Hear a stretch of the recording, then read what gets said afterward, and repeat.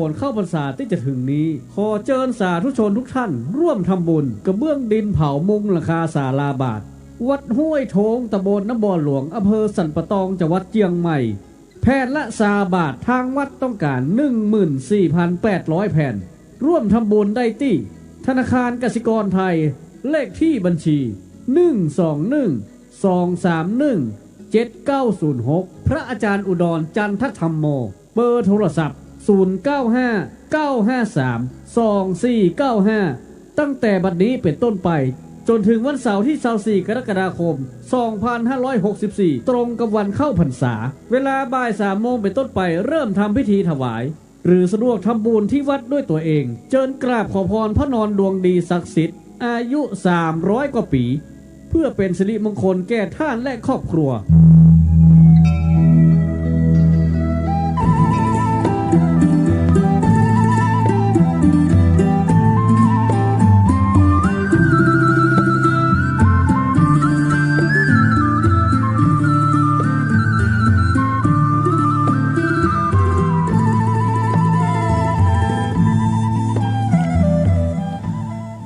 ลูกเจ้าตื่นตัวเจ้าบัวกาบหันเยื่องนาพังพร้อมลุกควายบ่อตันหนตางกีดก้อมก้าตัวบ่อต้อมปูนอายจุงเก่งเข้าไว้อย่าไปเฮ่อขวายต่อหน้าสบายจำไว้เน้อเจ้าจำไว้เน้อเจ้า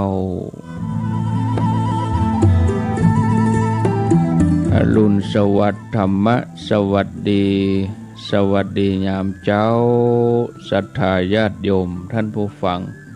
ยินดีต้อนรับเข้าสู่รุ่งอรุณวันใหม่ต่อไปนี้เชิญทุกท่านได้ตั้งใจสวดบทธรรมจักรกับปวัตตนสูตรแล้วก็สวดแผ่เมตตาใหญ่เป็นประจำทุกวันตั้งแต่เวลา 5:00 เป็นต้นไปเชิญทุกท่านได้น้อมจิตน้อมใจสวดมนต์พร้อมกันณบัดนี้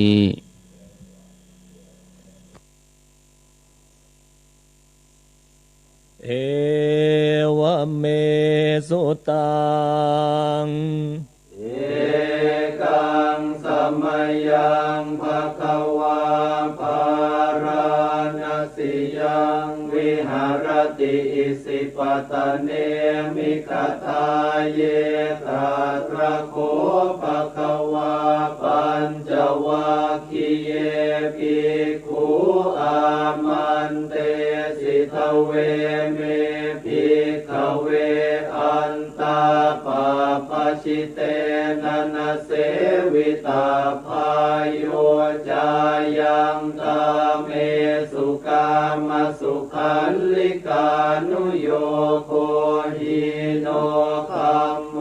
โปตุชนิโกอนาริโยอนาถสันหิโตโยจายังอัตตกิลมัฏฐานุโยโคทุกโขอนาริโยอนาถสันหิโตเอเตเตภิกขเวอุโคอันเตอนุปคัมมมาชิมาปฏิปทาตถาคเตนะอภิสัมพุทธาจักขุกรณียานกรณีอุปสมัยยะอภิญญายสัมพุทธายนิพพานายสังวัตติกตมาจัสสาภิกขเวมาชิมาปฏิปทาตถาคเตนะอภิสัมพุทธาจักขุกรณียานกรณีอุปสมัยยะอภิญญายสัมพุทธายนิพพานายสังวัตติอะยเมวะอริโยอัตถังคิโกมัคโคสัยยติทังสัมมาทิฏฐิสัมมาสังกัปโปสัมมาวาจาสัมมากัมมันโตสัมมาอาชีวโวสัมมาวายาโมสัมมาส ติสัมมาสมาธิอายังโคสาภิกขเวมาชิมาปฏิปทาตถาคเต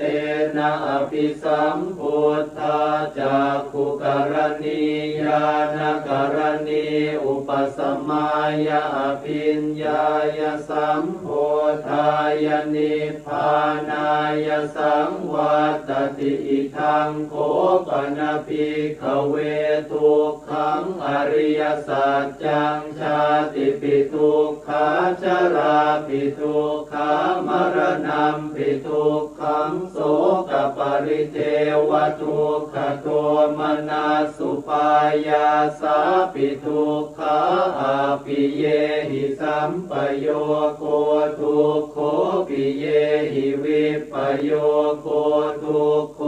ยัมปิชังนลปฏิตัมปิทุกขังสังขิเต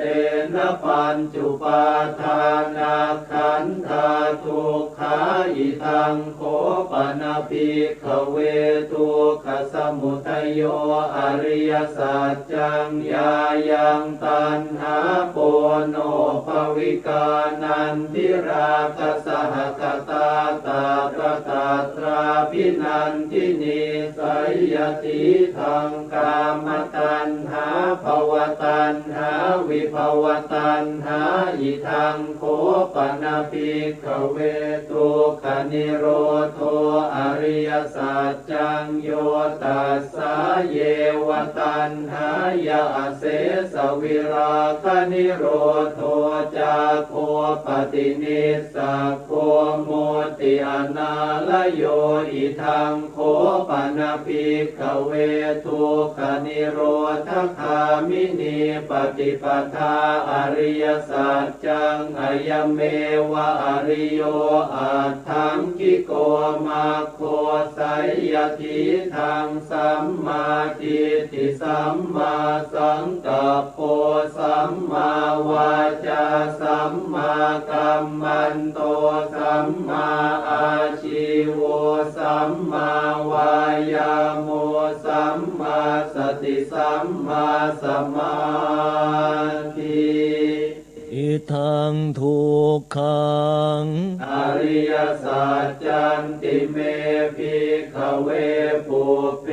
อนันโนสุเตสุธัมเม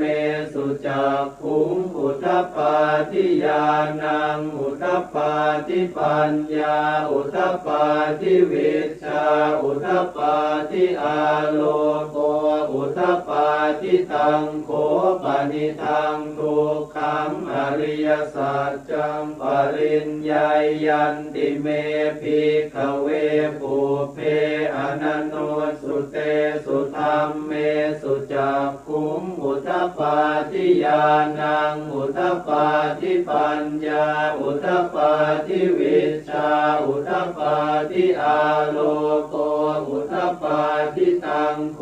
ปนิทังทุกขังอริยสัจจังปริญญาตันติเมภิกขเวปุเพอนันโนสุเตสุธัมเมสุจักขุงอุทปปาทิญาณังอุทปปาทิปัญญาอุทปปาทิวิชชาอุทปปาทิอาโลโกอุทปปาทิอิทังทุกขสมุทัยโยอริยสัจจันติเมภิกขเวปุเพอนันโนสุเตสุธัมเม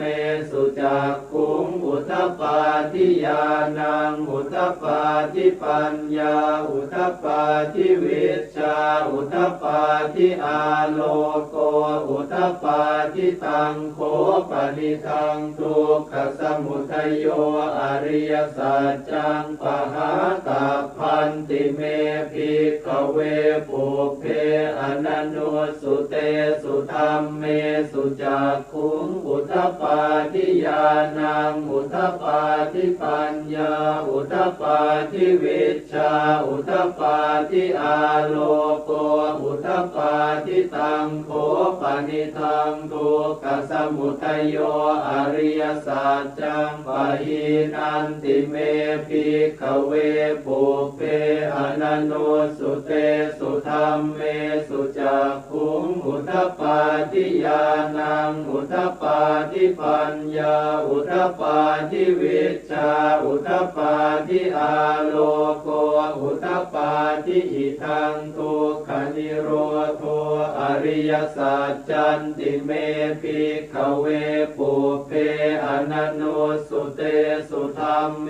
สุจักขุงอุทธัปปาทิญาณังอุทธัปปาทิปัญญาอุทธัปปาทิวิชชาอุทธัปปาทิอาโลโกอุทธัปปาทิตังโขปนิทังทุกขนิโรโธ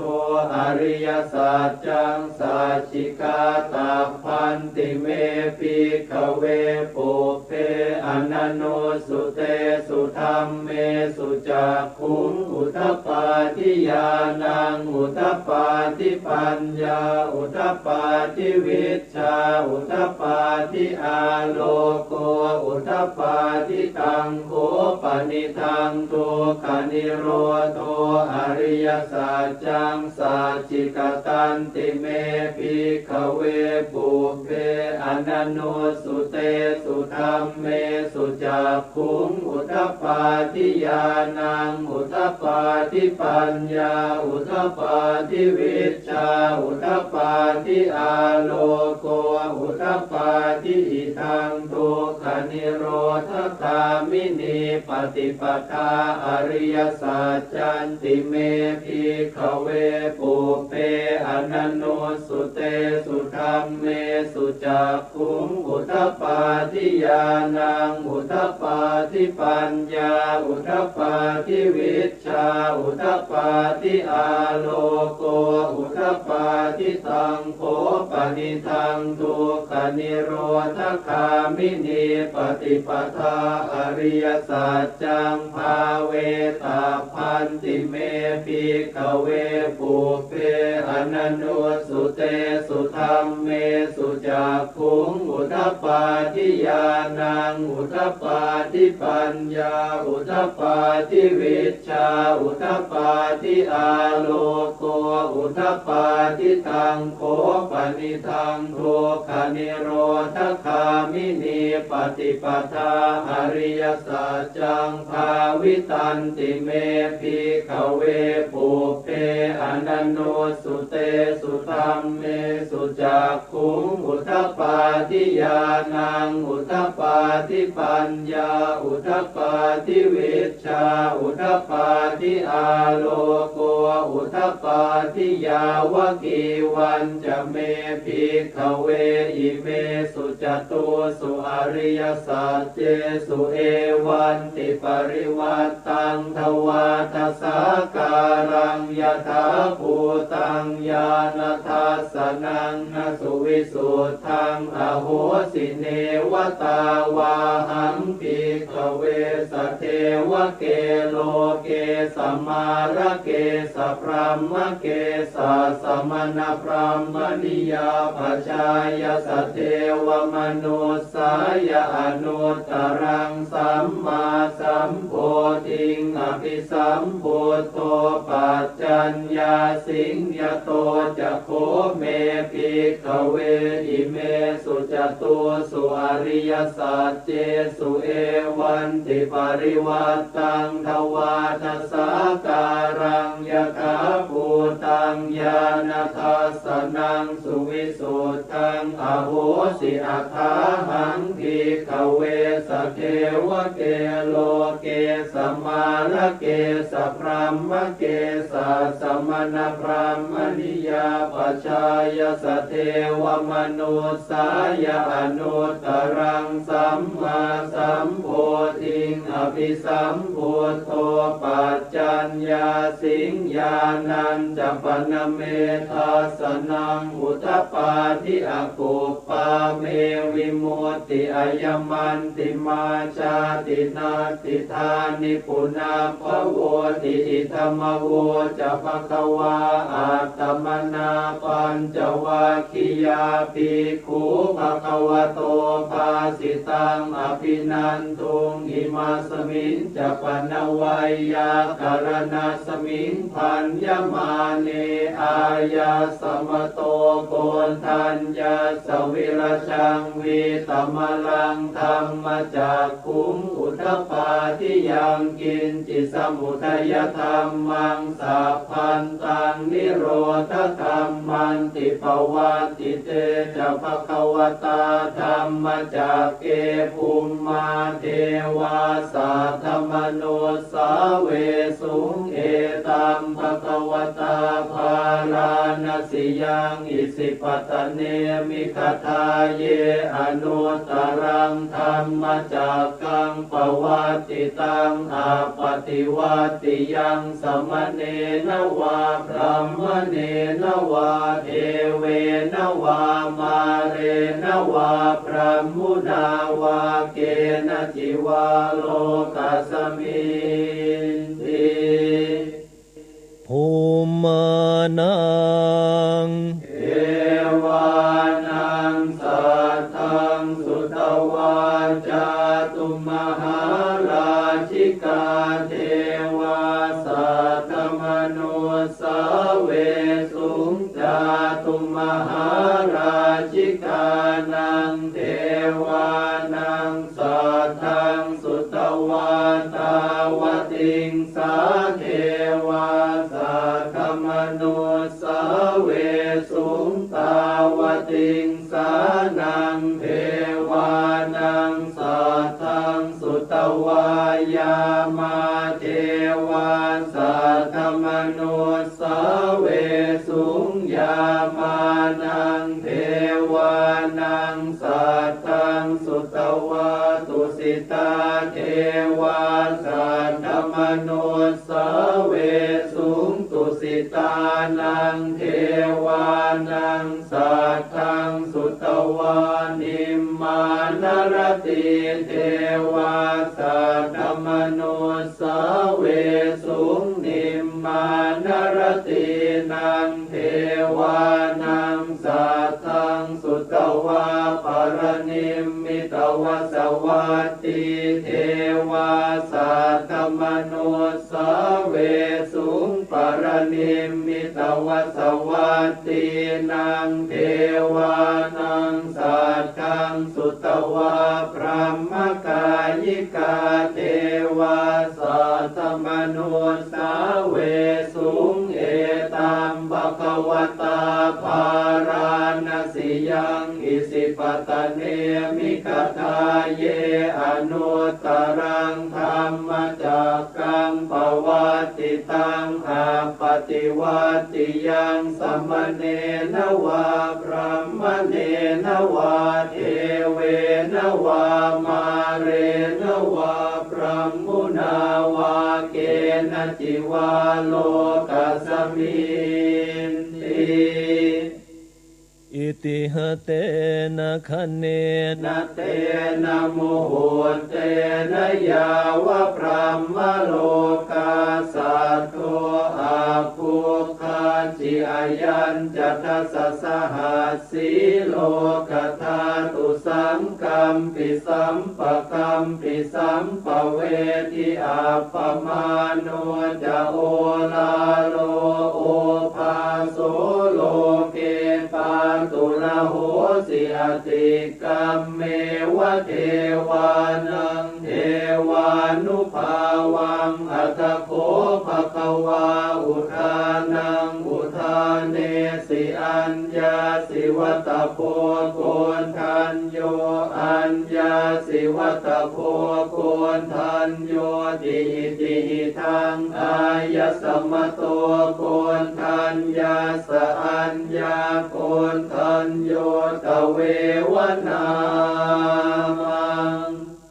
อาโหสิติสวดเมตตาพรหมวิหารภาวนาโดยย่อ เอ เอวัมเมสุตังเอกังสมัยยังภควาสาวัตติยังวิหารติเชตวเนอนาถปิณฑิกาสอาราเมตตระโคภควาภิกขุอามันเตสิภิกขโวติภทานเตติเตภิกขุภควโตปัจจัสโสสุงภควาเอตตะโวจาเมตตายาภิกขเวเจโตวิมุตติยาอาเสวิตายาปาวิตายาปะหุริกตายายานิกตายาวัตถุกตายาอนุทิตายาปริจิตายาสุสมาราตายาเอกตัสสานิสังสาปาติกังคากตเมเอกตัสสะสุขังสุปฏิสุขังปฏิพุชฌตินะปาปะกังสุปินังปัสสติมนุสสานังปิโยโหติอมนุสสานังปิโยโหติเทวตารักขันตินาสอาคิวาวิสังวาสัตตังวากรรมติตุวตังจิตตังสมาธิยติมุขวันโนวิปัสสิตติอาสัมโมละโหกังกโรติอุตตริงอาปฏิวิชันโตธรรมโลกุปโคโหติเมตตายาภิกขเวเจโตวิมุตติยาอาเสวิตายาภาวิตายาภหุริกตายายานิกตายาวัตถุกตายาอนุทิตายาปริจิตายาสุสมาราตายาอิเมเอกตัสสานิสังสาปาติกังคาติอนุทิโสภรณาเมตตาเจโตวิมุตติอาติโอติโสภรณาเมตตาเจโตวิมุตติอาติทิสาภรณาเมตตาเจโตวิมุตติกติหากาเรหิอนุติโสภรณาเมตตาเจโตวิมุตติกติหากาเรหิโอติโสภรณาเมตตาเจโตวิมุตติกติหากาเรหิติสาภรณาเมตตาเจโตวิมุตติปัญจหากาเรหิอนุทิโสภรณาเมตตาเจโตวิมุตติสัตตหากาเรหิโอติโสภรณาเมตตาเจโตวิมุตติทัสสหากาเรหิติสาภรณาเมตตาเจโตวิมุตติกัตตเมหิปัญจหากาเรหิอนุทิโสภรณาเมตตาเจโตวิมุตติ สัพเพสัตตาอเวราอภยาปัจจานิกาสุขีอัตตานังปริหารันตุสัพเพปานาอเวราอภยาปัจจานิกาสุขีอัตตานังปริหารันตุสัพเพปุตตาอเวราอภยาปัจจานิกาสุขีอัตตานังปริหารันตุสัพเพปุคลาอเวราอภยาปัจจานิกาสุขีอัตตานังปริหารันตุสัพเพอัตตภาวะปริยาปันนาอเวราอภยาปัจจานิกาสุขีอัตตานังปริหารันตุอิเมหิปัญจอาการเรหิอนุติโสภรณาเมตตาเจโตวิมุตติกัตตะเมหิสัตตาการเรหิโอติโสภรณาเมตตาเจโตวิมุตติสัพพะอิติโยอเวราอภยาปัจจานิกาสุขีอัตตานังปริหารันตุสัพเพปุริสาอเวราอภยาปัจจานิกาสุขีอัตตานังปริหารันตุสัพเพอริยาอเวราอภยาปัจจานิกาสุขีอัตตานังปริหารันตุสัพเพอนาริยาอเวราอภยาปัจจานิกาสุขีอัตตานังปริหารันตุ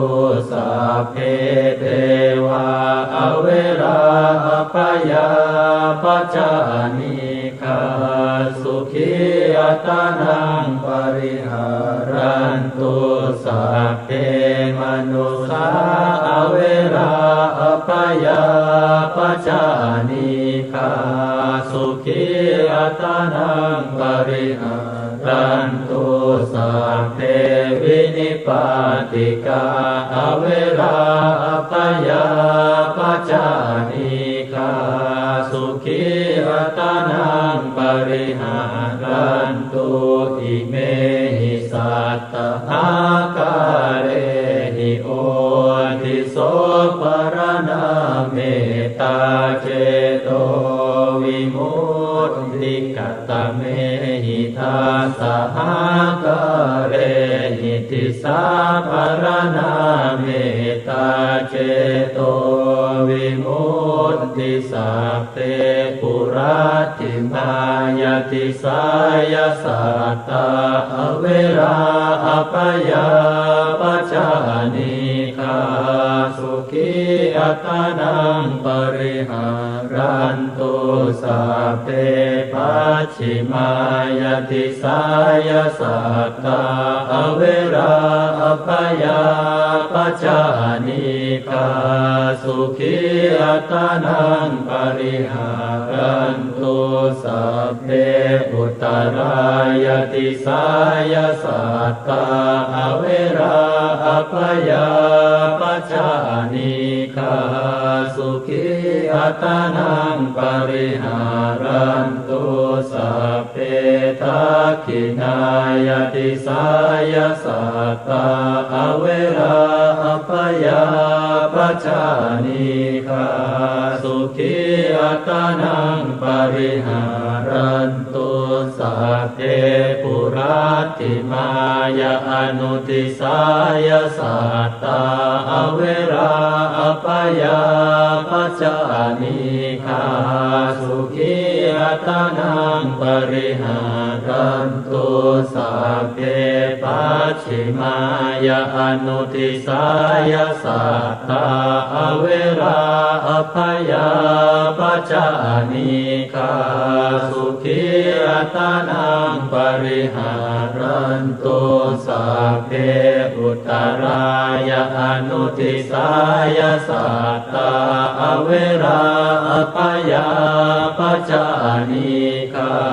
สุขีอัตนังปริหารันตุสัพเพทักขินายาอนุทิสายาสัตตา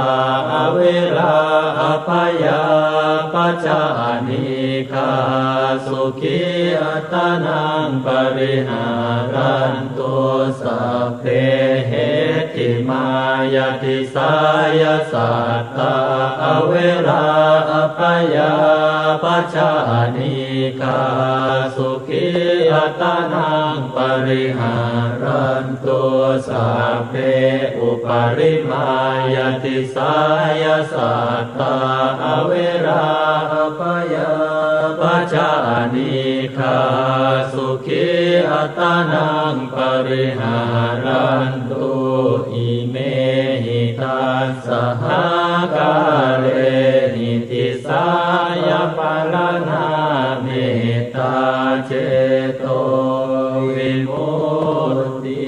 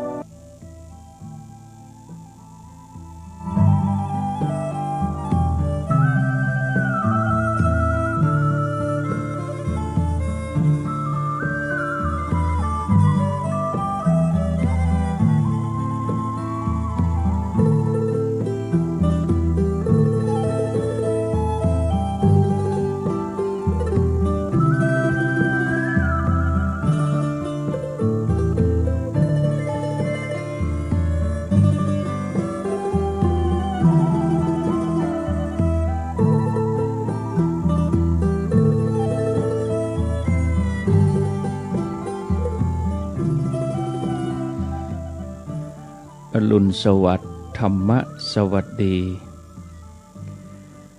สวัสดียามเจ้าศรัทธาญาติโยมท่านผู้ฟังทั้งหลายยินดีต้อนรับเข้าสู่รุ่งอรุณวันใหม่ไผที่ยังบ่ลุกก็ลุกมาได้แล้วเน้อหลับลุกเจ้ากินผักตังปายหลับลุกควายกินผักตังเก้าลูกเจ้าได้หลายลูกควายได้น้อยหลับลูกเจ้าเป็นเจ้าตั้งหลายหลับลูกควายป่าเฮอลูกหลานเป็นหนี้เป็นข้าเน้อตื่นมาเหียเน้อลุกมาเหียเน้อลุกเน้อลุกเน้อลุกลุกลุกลุกตื่นตื่นตื่นตื่นตื่นตื่นได้แล้วลุกได้แล้วญาติโยมท่านทั้งหลายการเจริญสมาธิภาวนาเป็นที่มาแห่งมหากุศลแล้วก็เป็นแถมเส้นต่างหนึ่งที่ในการจะสร้างความดีสร้างบารมีเพื่อจะมุ่งตรงสู่ที่สุดแห่งธรรมทุกครั้งที่เราเจริญสมาธิภาวนาก็ขอให้เรานำใจหยุดนิ่งในการที่จะตั้งอกตั้งใจประพฤติปฏิบัติรวมกับการได้ฟังธรรมการได้สนทนาธรรมก็ถือว่าเป็นอุดมมงคลเพราะเป็นที่มาแห่งปัญญาอันบริสุทธิ์ที่จะทำให้เราหลุดพ้นจากกิเลสอาสวะเพราะว่าทุกชีวิตย่อมพบกับปัญหาซึ่งปัญหาเหล่านั้นล้วนต้องแก้โดยปัญญา ภายมีปัญญานักก็เหมือนกับได้มีแก้วสารพัดนึกฟันฝ่าอุปสรรคต่างๆได้โดยง่ายปัญญาจะเกิดขึ้นได้นั่นต้องอาศัยจากการได้ฟังธรรมจากการได้ลงมือปฏิบัติจากการได้พิจารณาไตรตรองวิธีที่จะให้เกิดปัญญานั่นคือเฮาทั้งหลายญาติโยมก็จะต้องได้ฝึกหัดที่จะสนทนาธรรมตามการเฮาจะต้องเป็นนักฟังที่ดีฟังผู้อื่นด้วยความตั้งใจฟังแล้วก็นำไปปฏิบัตินำไปพิจารณาโดยแยบคายสิ่งใดสงสัยก็ซักถามนอกจากนั้นถ้าตัวเองมีความรู้ในธรรมะอันใดเรื่องใดก็ควรที่จะนำมาถ่ายทอดให้ผู้อื่นได้รู้ด้วยเหมือนยังสมัยพุทธกาลที่บรรดาเทวบุตรเทวดาลงจากเทวโลกสวรรค์เพื่อมาฟังธรรมจากพระพุทธเจ้าเพราะทวยเทพเทวดาท่านถือว่าการฟังธรรมนี่เป็นกิจสำคัญเทวดาแต่ละองค์ที่ลงมาเปิ้นบ่ได้มาบดายเปิ้นบ่ได้เกียมที่จะมาฟังอย่างเดียวแต่เปิ้นเกียมคำถามอย่างน้อยตนใน1คำถามเพื่อมาถามปัญหาของการฟังธรรมฟังแล้วก็ถามพระพุทธเจ้าในที่นี้ก็จะขอยกตัวอย่างคำถามแต่ละข้อที่เป็นความรู้ตัวอย่างคำถามแรกที่เทวดาถามพระพุทธเจ้าข้าแด่พระองค์ผู้เจริญอันยังเนาะเป็นมิตรของคนเดินทางอันยังเนาะเป็นมิตรในเรือนของตนอันยังเป็นมิตรของคนมีธุระอันยังเป็นมิตรติดตามถึงพบหน้าองค์พระสัมมาสัมพุทธเจ้าพระองค์ก็ทรงตอบว่าบรรดาเกวียนและโคต่างเป็นมิตรของนักเดินทางมารดาเป็นมิตรในเรือนของตนสหายเป็นมิตรของคนมีธุระเกิดขึ้นเนืองๆบุญที่ตัวเองทำเป็นมิตรติดตามในภพหน้าเบื้องหน้าเทวดาองค์ต่อไปก็ถามแถมว่าอันยังเนาะเพราะบัดชำรุดจึงยังประโยชน์ให้สำเร็จอันยังเนาะดำรงมั่นแล้วยังประโยชน์ให้สำเร็จอันยังหนอเป็นรัตนะของคนทั้งหลายอันยังหนอบุคคลพึงนำให้พ้นจากหมู่โจรได้พระพุทธเจ้าพระองค์ก็ทรงตรัสต่อว่าศีลที่รักษาไว้ดีแล้วบัดชำรุดบัดด่างพร้อยจึงยังประโยชน์ให้สำเร็จศรัทธาเมื่อดำรงตั้งมั่นแล้วยังประโยชน์ให้สำเร็จปัญญาเป็นรัตนะเป็นแก้วของคนทั้งหลายบุญอันบุคคลนำไปคือพ้นจากหมู่โจรได้เมื่อหมู่บรรดาเทวดาทั้งหลายฟังแล้วต่างก็แส่ซ่องสาธุการชื่นชมในธรรมภาษิตของพระองค์จากนั้นเทวดาองค์อื่นๆก็ถามแถมว่าชนเหล่าใดในโลกนี้ได้ความเป็นมนุษย์แล้วหูถ้อยคำปราศจากความตระหนี่เรื่อมใสในพระพุทธพระธรรมพระสงฆ์เป็นผู้มีความเคารพแรงกล้าวิบากของคนเหล่านั้นจะเป็นอย่างใดสัมปรายภพของเขาจะเป็นอย่างใด ข้าแด่พระองค์ผู้เจริญข้าพระองค์ขอถามพระผู้มีพระภาคเจ้าฉะไหนข้าพระองค์จึงจะหู้ข้อความนี้ขอพระองค์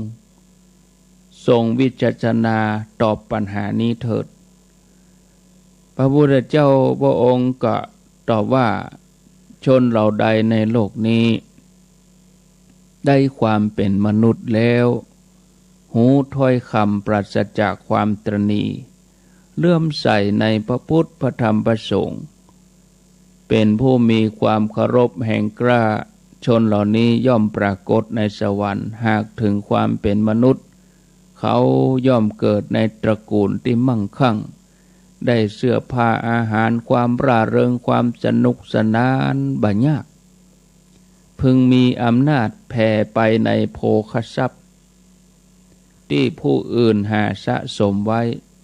บันเทิงใจอยู่นั่นเป็นวิบากในภพนี้เมื่อจากโลกนี้ไปแล้วย่อมไปสู่สุคติสวรรค์เป็นที่ไปส่วนคนเราใดเป็นคนตรณีทีเหนียวดีแต่ว่าเขากีดขวางขัดขวางคนอื่นที่กำลังทำคนเหล่านั้นย่อมถึงนรกกำเนิดสัตว์เดรัจฉานหรือยมโลกถ้าหากว่าถึงความเป็นมนุษย์ย่อมเกิดในตระกูลยากจนจะหาเสื้อผ้าอาหารความร่าเริงความสนุกสนานโดยยากคนพาลเหล่านั้นมีความมุ่งมา่ปรารถนาสิ่งใดจากผู้อื่นเขาย่อมบ่ได้แม้สิ่งนั้นให้สมปรารถนาเทวดาองค์ต่อไปก็ถามพระพุทธเจ้าถามว่าอันยังน้อยังคนให้เกิดอันยังน้อของเขาย่อมวิ่งพล่านอันยังน้อเวียนว่ายในสังสารวัฏอันยังน้อเป็นใหญ่ของเขาเป็นภัยที่ใหญ่ของเขาพระพุทธเจ้าตรัสว่าตัณหายังคนให้เกิดจิตของคนย่อมวิ่งพล่านสัตว์ที่เวียนว่ายไปยังสังสารวัฏมีทุกข์เป็นภัยใหญ่ของเขาเทวดาแถมองค์ก็ถามแถมอันยังน้อยังคนให้เกิดอันยังน้อของเขาย่อมวิ่งพล่านอันยังนอเวียนว่ายในสังสารวัฏอันยังนอเป็นที่พำนักของสัตว์พระเจ้าตอบถามว่าตัณหายังคนให้เกิดจิตของเขาย่อมวิ่งพล่านสัตว์เวียนว่ายในสังสารวัฏกรรมเป็นที่พำนักของสัตว์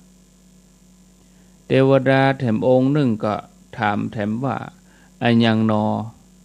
บัณฑิตกล่าวว่าเป็นต่างพิษอันยังหนอหมดไปสิ้นไปตามวันและคืนอันยังหนอเป็นมลทินของพรหมจรรย์อันยังหนอบ่ใจน้ำแต่เป็นเครื่องชำระล้างหมูสัตว์ยินดีในอันยังจึงจะพ้นจากทุกข์พระพุทธเจ้าตอบว่าบัณฑิตกล่าวถึงราคะว่าเป็นต่างพิษวัยสิ้นไปตามคืนและวันยิ่งเป็นมลทินของพรหมจรรย์หมู่สัตว์นี้ย่อมติดอยู่ในหญิงตบะและพรหมจรรย์แม้บ่ใจน้ำแต่เป็นเครื่องชำระล้างให้ใส่สะอาดบริสุทธิ์สัตว์ยินดีในพระนิพพานถึงพ้นจากทุกข์เมื่อเหล่าบรรดาเทวดาได้ฟังคำตอบจากพระพุทธเจ้าแล้วต่างก็ไตรตรองพิจารณาถึงคำตอบที่พระองค์ทรงตอบในที่สุดก็ทำใจหยุดนิ่งบรรลุธรรมตามสมควรแก่เทวดาแต่ละตนท่านผู้ฟังญาติโยมในสมัยที่พุทธองค์ทรงแสดงธรรมจักรปวัตตนสูตรนอกจากอัญญาโกฏัญญะจะได้บรรลุธรรมเป็นโสดาบันแล้วยังรวมจนถึงเทวดาไปจนถึงจันทร์พรหมก็ได้บรรลุธรรมไปด้วยกันในวันที่พระองค์แสดงยมกะปาฏิหาริย์เทวดาและก็พรหม ถึงชาวโกฏได้เข้าถึงธรรมเมื่อพระองค์ประทับนั่งที่แท่นบรรทุกำพลศิลาอาสน์ในสวรรค์จันดาวดึงส์พระองค์ได้แสดงอภิธรรม7 คัมภีร์ก็ส่งผลให้บรรดาเทวดา80 โกฏได้บรรลุธรรมในสักกะปัญหาสูตร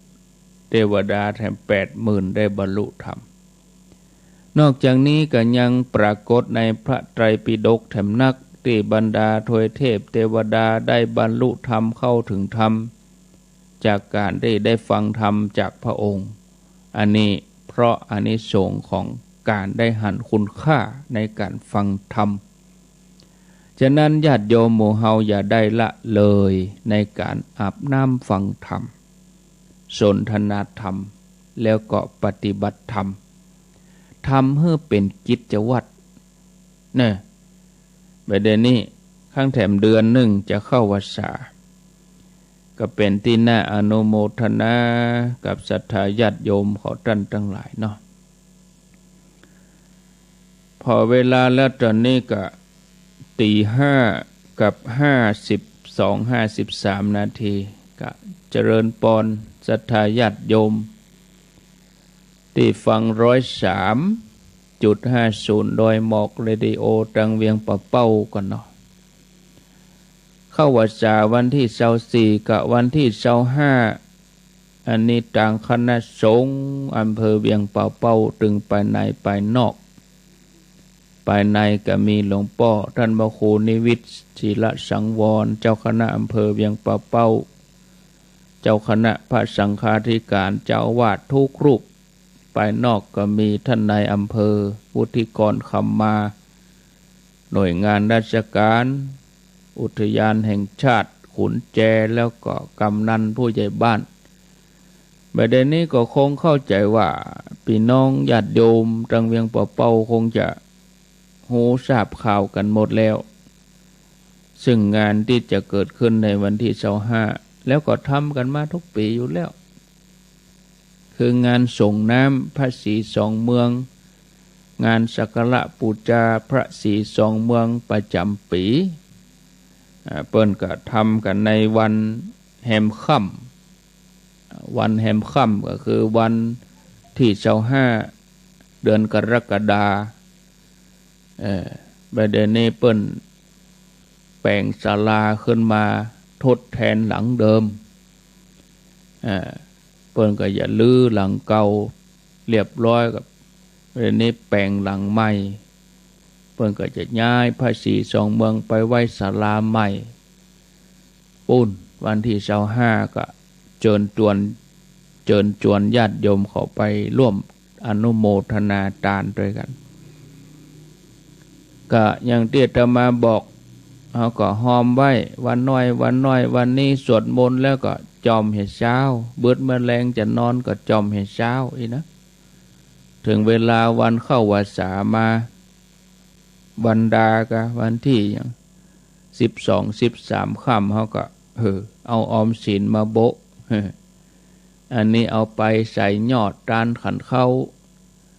อันนี้เอาไว้หอมพระเจ้าพระสงฆ์หอมวัดเฮามันจึงมีเข้าพรรษาเพิ่นจึงมีหอมอันนี้หอมกันเทศเน้อเอาก็ได้รับกันเทศพ่องอันยังพ่องหอมนั่นนี่มันจึงมีแถมส่วนหนึ่งเขาก็เอาปักต้น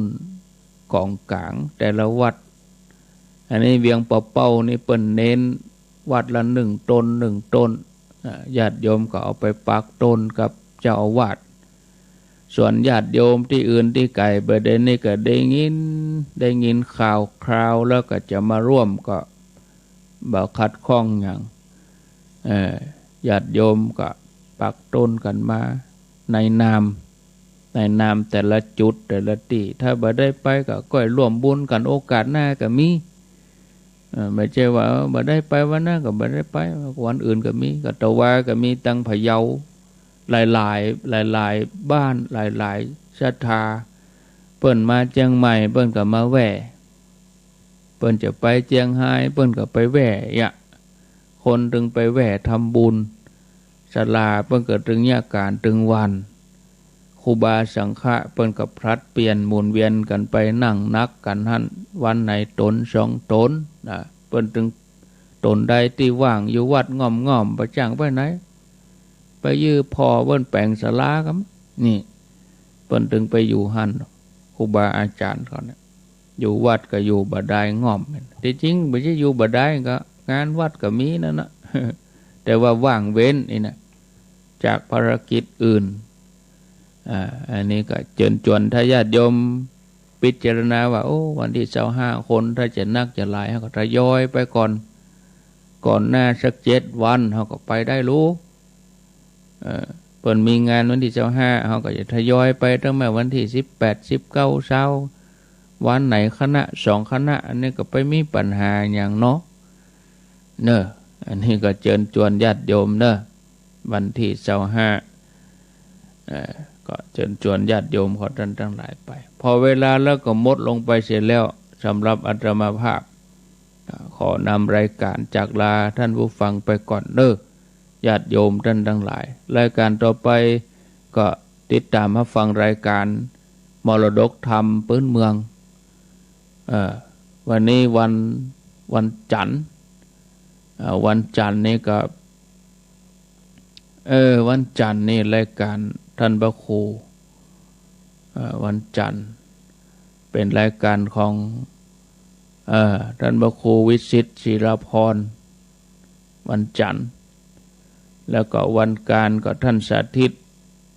แล้วก็วันพุธทำกรรมท่านพระครูวิสิตศิรพรเปิ้นมีรายการวันจันทร์วันพุธแล้วก็วันเสาร์เนาะวัดวังสิงคำจันทร์พุธเสาร์ส่วนวันการในท่านสาธิตวันพฤหัสก็ท่านสมชาติวันศุกร์ก็หลวงพ่อพระครูปฏิภาณธรรมทินวัดมอนจำพอลาไปก่อนเน้อญาติโยม6 โมงแล้วแจ้งแล้วเน้อแจ้งแล้วลุกได้แล้วรับลุกเจ้ากินผักดังปลายรับลุกควายกินผักดังเก่าลุกเจ้าได้หลายลุกควายได้น้อยรับลุกเจ้าเป็นเจ้าตังหลายรับลุกควายปาฮื้อลูกหลานเป็นหนี้เป็นค่าเน้อตื่นมาเฮียเน้อลุกมาเฮียเน้อลุกเน้อลุกตื่น